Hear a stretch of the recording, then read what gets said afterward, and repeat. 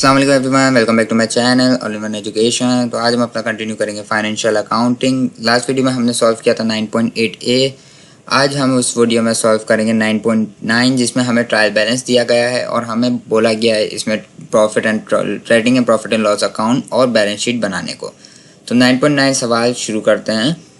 From the following trial balance of King Fire extracted after 1 year of operations, prepare a trading and profit and loss account for the year ending 30 June 20x3 together with a balance sheet as at date. तो 30 जून 20x3 की इन्होंने कहा है हमें balance sheet और income statement बनाने को। तो चलिए सवाल सॉल्यूशन करना शुरू करते हैं। तो सबसे पहले हमारे पास इसमें सेल्स दी गई है जिसकी वैल्यू है 35,800 पाउंड। तो इसका मैंने स्ट्रक्चर इनकम स्टेटमेंट का एज़ यूजुअल रेडी रखा है। तो हमें सिंपल इसमें सेल्स की वैल्यूज़ डालनी है और सारी चीज़ों की वैल्यूज़ डालनी है और आंसर निकालना है। सेल्स हमारे पास है 35,800 मैं यहाँ पर लिख देता हूँ। सेल्स रिटर्न क्या इसमें गिवन है? रिटर्न इनवर्स हमारे पास नहीं है, ना हमारे पास सेल्स रिटर्न के नाम से है। तो मैं सिंपल इस पर 0 लिख देता हूँ कि हमारे पास कोई सेल्स रिटर्न नहीं है। कॉस्ट ऑफ गुड्स सोल्ड में हमारे पास ओपनिंग बैलेंस ऑफ इन्वेंट्री हमारे पास इसमें नहीं है। तो ओपनिंग बैलेंस ऑफ इन्वेंट्री में भी मैं 0 लिख दूँगा। और परचेजेस की वैल्यू इन्होंने हमारे को दी हुई है 14,525। इसी के साथ आपके पास रिटर्न आउटवर्ड जो कि आपका परचेज रिटर्न होता है, इन्होंने परचेज रिटर्न भी कोई नहीं दी हुई, इसमें कोई परचेज रिटर्न गिवन नहीं है। तो इसमें भी हम जो है सिंपल 0 लिख देंगे, ठीक है। और इसी के साथ हमारे पास क्लोजिंग बैलेंस ऑफ इन्वेंट्री जो कि हमारे को दी हुई है stock on 30 June 20x3 was 3,000 pound. तो 3,000 हमारा ये क्लोजिंग बैलेंस ऑफ इन्वेंट्री हो गया। कैरेज इनवर्स वगैरह कैरेज आउटवर्ड्स हमारे को इसमें नहीं गिवन है, तो इसको मैं सिंपल 0 लिख देता हूँ। उसके साथ हमारा जो ग्रॉस प्रॉफिट आया है सेल्स में से कॉस्ट ऑफ गुड्स सोल्ड को सब्ट्रैक्ट करके 24,275 पाउंड। अब इसके साथ मैं यहाँ पे सारे एक्सपेंसेस लिखकर उसको भी डिडक्ट कर लेता हूँ ताकि हमारे पास नेट प्रॉफिट आ जाए। एक्सपेंसेस हमारे पास जो गिवन है, सबसे पहले सैलरीज़ है, मोटर एक्सपेंस है। तो सैलरीज़ है,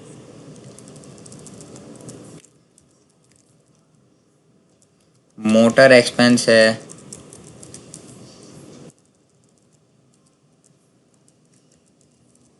उसी के साथ आपके पास ट्रायल बैलेंस में देखते हैं और क्या गिवन है। रेंट एंड बिजनेस रेट्स,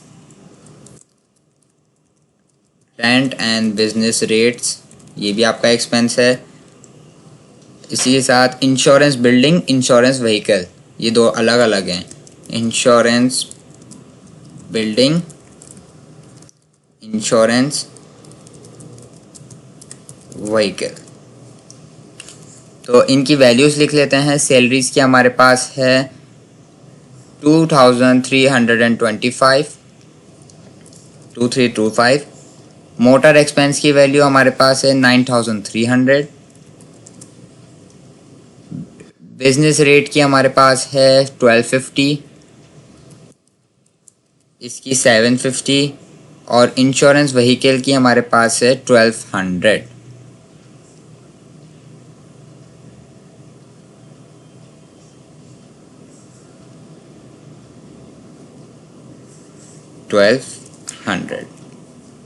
तो हमारा जो नेट प्रॉफिट आया है वो आया है सारे कैलकुलेशंस करने के बाद 9,450 पाउंड। ये नीचे सारे आपके पास फॉर्मूलाज गिवन है जो कि हम अभी तक यूज़ करते आए फाइनेंशियल अकाउंटिंग में। इसी के साथ नीचे हमारा स्ट्रक्चर रेडी है बैलेंस शीट का। किंग फायर की हमें बैलेंस शीट बनानी है। तो बैलेंस शीट में सबसे पहले आपको चाहिए होता है एसेट्स निकालते हैं सबसे पहले। तो हमारे पास करंट एसेट्स में हमारे पास क्या क्या गिवन है। करंट एसेट्स में कैश इन हैंड है, कैश एट बैंक है और आपका डेप्टर्स है। तो मैं सिंपल तीनों, और आपका स्टॉक है, ये चारों चीज़ें मैं यहाँ पे लिख लेता हूँ। Cash in hand, cash in bank, आपका स्टॉक या फिर इन्वेंट्री आप बोल सकते हैं, और डेप्टर्स। तो इसी के साथ मैं इनकी वैल्यूज लिख लेता हूँ। कैश इन हैंड की वैल्यू है मेरे पास 500 और कैश इन बैंक की वैल्यू है मेरे पास 12, लेकिन ये क्रेडिट वाले साइड पे क्यों लिखी है कैश एट बैंक? ओ, ये कैश एट बैंक हमारा क्रेडिट वाले साइड पे, यानी हमारे ऊपर लाइबिलिटी है, हमने बैंक को चुकाने हैं, तो ये हमारा डेबिट वाले साइड पे नहीं आएगा, ये हमारा क्रेडिट वाले साइड पे लिखा है, तो ये हमारा एसेट में से नहीं आएगा, ये हमारा आएगा क्रेडिटर वाले साइड पे। तो मैं यहाँ पे डेब्टर लिख देता हूँ उसकी जगह पे, और डेब्टर की वैल्यू हमारे पास थी 11,725 और 3,000, 11,725 3,000। तो हमारी टोटल करंट एसेट्स आए हैं 15,225। और इसी के साथ अब हम इसमें चेक कर लेते हैं हमारे फिक्स्ड एसेट्स कौन से दिए हुए हैं ट्रायल बैलेंस में। तो फिक्स्ड एसेट मेरे पास हैं मोटर व्हीकल्स और फिक्सचर्स, तो मैं दोनों लिख लेता हूँ, फिर एक साथ इनकी वैल्यूज लिख लूँगा। मोटर व्हीकल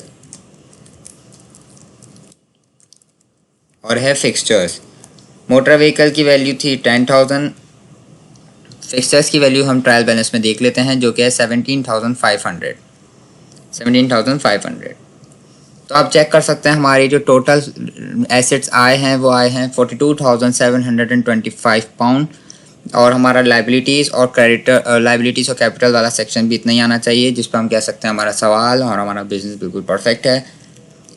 तो क्रेडिटर्स वाले पार्ट में सबसे पहले आपके पास क्रेडिटर्स आ जाएंगे। क्रेडिटर्स की वैल्यू आपके पास है सबसे पहले 9,750।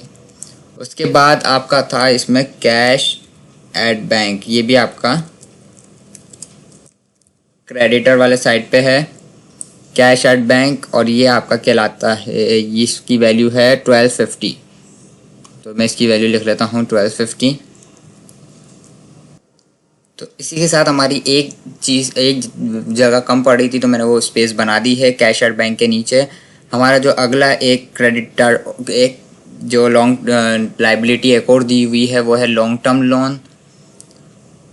तो मैं यहाँ पे लॉन्ग टर्म लोन भी एक बना देता हूँ, जिसकी वैल्यू हमारे पास है, बहुत टाइम बाद क्रेडिटर के अलावा कोई आई है इसलिए मैंने इस पर स्पेस नहीं छोड़ी थी।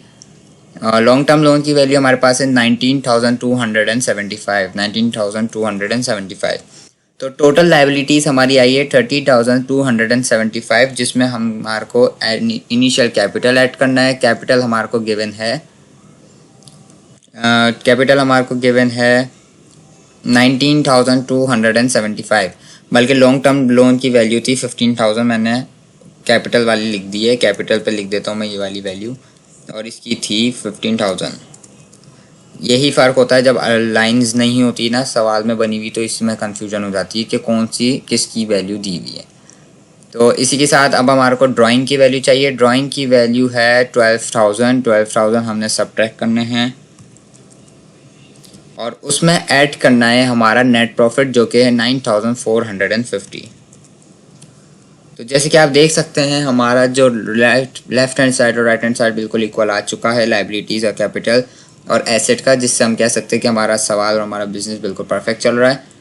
तो उम्मीद करता हूँ आपको ये क्वेश्चन समझ आ गया होगा। मैं आपको ओवरव्यू दिखा देता हूँ एक दफ़ा। ये हमारा सवाल था जिसमें हमने इनकम स्टेटमेंट और बैलेंस शीट बनानी थी। ये हमारी इनकम स्टेटमेंट है, यहाँ पे trading and profit and loss account, और ये इसके फॉर्मूलाज, और ये हमारे बैलेंस शीट। तो इसी के साथ हमारा चैप्टर 9 यहाँ पे कंप्लीट होता है। अब हम नई बुक स्टार्ट करेंगे, वीकेंड बुक, और उसमें हम जो है डेफरल्स वगैरह पढ़ेंगे। एक नया टॉपिक है वो, उसकी वीडियो भी बहुत जल्द आएगी। तब तक के लिए अपना ख्याल रखें, चैनल को सब्सक्राइब कर दें, बेल आइकन को हिट कर दें ताकि जब कोई नई वीडियो का नोटिफिकेशन आपको आ जाए। तब तक के लिए अल्लाह हाफिज़।